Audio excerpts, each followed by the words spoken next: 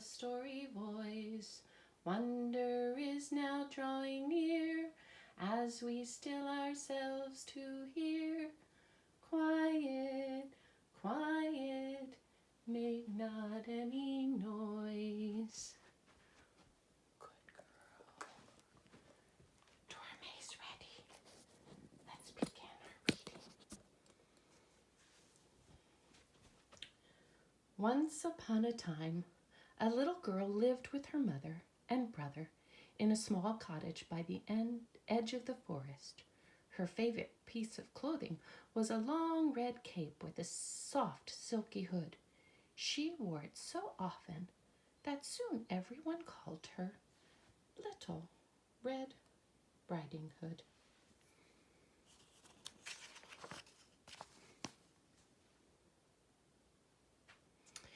One day, Little Red Riding Hood was bored and looking for something to do.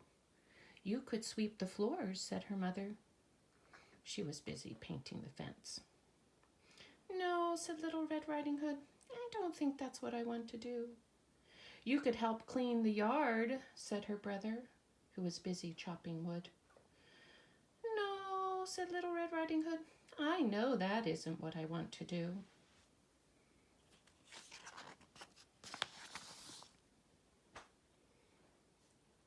"Then you could visit your grandmother," said her mother. "You're old enough to go by yourself, and you haven't seen her for weeks." "That's exactly what I want to do," said Little Red Riding Hood. "Grandmother lives on the other side of the woods. It will be an adventure." So Little Red Riding Hood's mother packed a basket full of treats for the girl to take to her grandmother. "Just remember," said her mother, "the woods can be very dangerous. So when you leave, please go straight to Grandma's, and don't be late."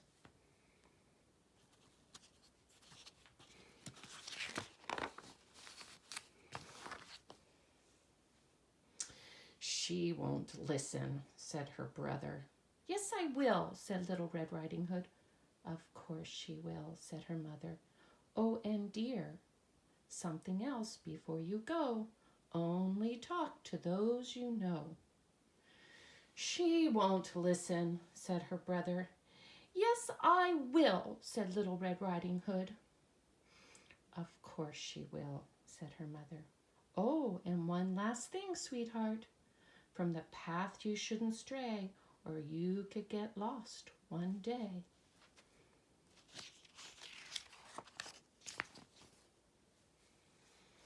"She won't listen," said her brother. "Yes, I will," said Little Red Riding Hood. "Of course she will," said her mother. "Goodbye, dear. Give your grandmother a big hug from me." "Yes, Mother," said Little Red Riding Hood, and then she headed out the door, down the path, and into the forest. There was so much to see in the woods: a sleeping owl, a giant mushroom, an amazing spider web.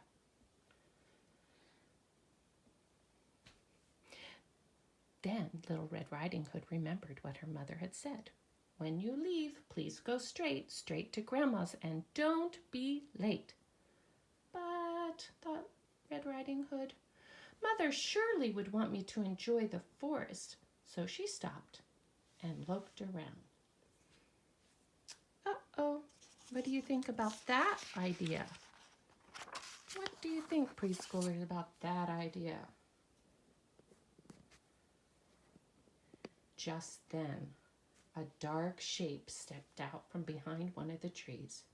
It was a wolf, and he was smiling a charming smile. "Well, hello, little girl," said the wolf. "Isn't this a lovely day?" Little Red Riding Hood remembered what her mother had said. "Something else before you go. Only talk to those you know." "But," thought Little Red Riding Hood, "he seems like such a friendly wolf. Mother surely wouldn't want me to be rude."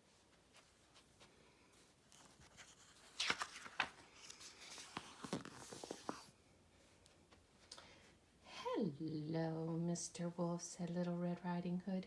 "Yes, it is a lovely day. You seem to be such a delicious, by which I mean delightful child." The wolf's smile grew even bigger. What, might be your name? Everyone calls me Little Red Riding Hood, said the girl. A splendid name. And where might you be headed? Little Red, if I may call you that. You may, said Little Red Riding Hood. I'm bringing my grandmother this basket of treats. She lives just on the other side of the forest. What do you think's gonna happen? Oh, how kind of you, said the wolf. In fact, wouldn't your grandmother like a lovely bouquet of wild flowers as well? There are some just over the hill, down by the edge of the river. Red Riding Hood remembered what her mother had said. From the path you shouldn't stray, or you could get lost one day. But, thought Red Riding Hood, Mother surely wouldn't want me to bring grandmother, would surely want me to bring grandmother some flowers. That's a wonderful idea, Mr. Wolf. I'll pick some right away. And she scampered off into the woods.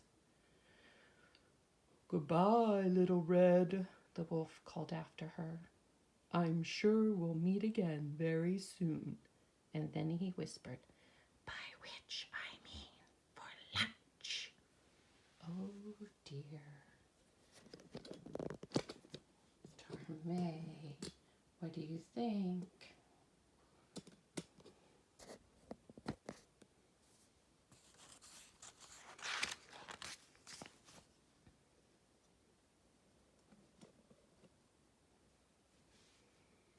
The moment Red Riding Hood disappeared, the wolf dashed down the path toward the grandmother's cottage.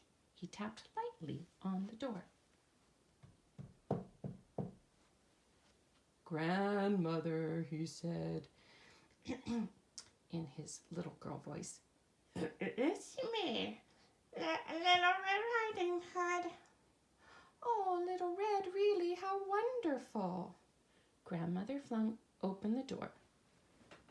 Wait, she said, you're not Little Red Riding Hood. Sadly, no, said the wolf, by which I mean goodbye. And he swallowed the grandmother in one big gulp. And now, said the wolf, patting his stomach, I'll wait for dessert.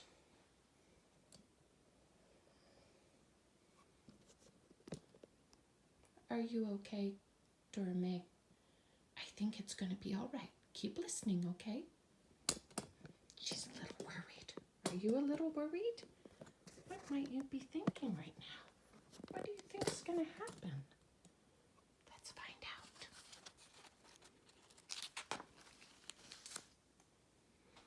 Sometime later, Red Riding Hood came out of the woods. She was dirtied and rumpled, and there were burrs in her hair.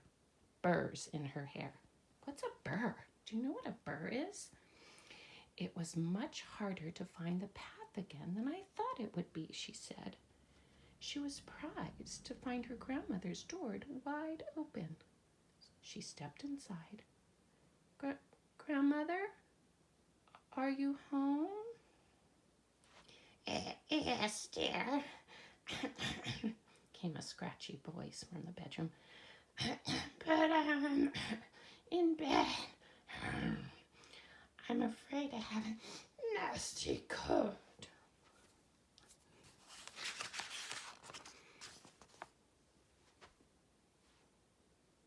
Red Riding Hood followed the voice into the bedroom. The curtains were closed, and it was very dark.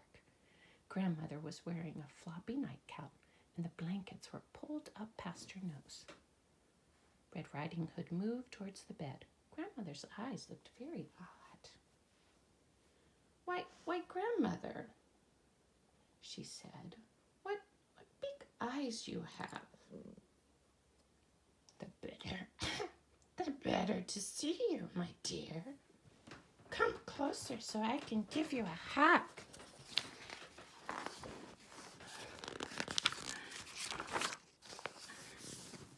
DoraMae doesn't like that voice.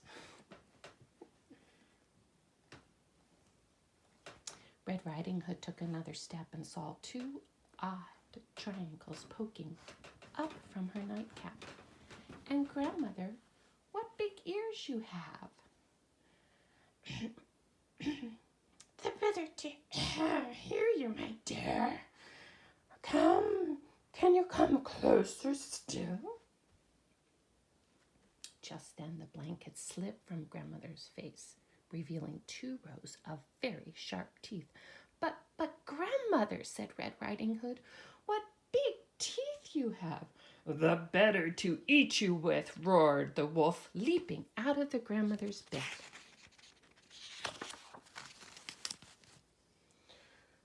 Red Riding Hood screamed. She ran out of the bedroom, through the main room, and into the kitchen. Slamming the doors behind her, she clambered into a cabinet and yanked the door shut. Oh, why didn't I listen to Mother, she thought. If I hadn't stopped in the woods, I wouldn't have met the wolf. If I hadn't have talked to the wolf, I wouldn't have left the path. If I hadn't have left the path, I wouldn't have been late to Grandmother's. Then none of this would have happened.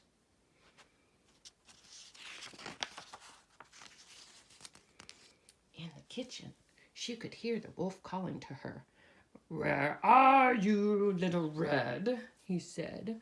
There's no need to hide, by which I mean I'm going to find you and eat you no matter what.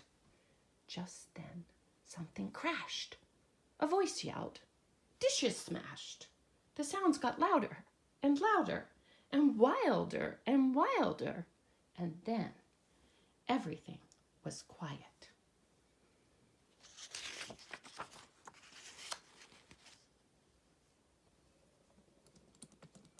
Little Red Riding Hood peeked out from the cabinet. There stood her brother, his axe in one hand. He was helping Grandmother step out of the wolf. Oh, thank goodness Grandma's okay. Thank you, dear, said Grandmother. It was very dark in there. The brother looked at Little Red Riding Hood. I knew you wouldn't listen. Little Red Riding Hood scrambled out of the cabinet and gave her brother a big hug. You were right, she said, but I will from now on.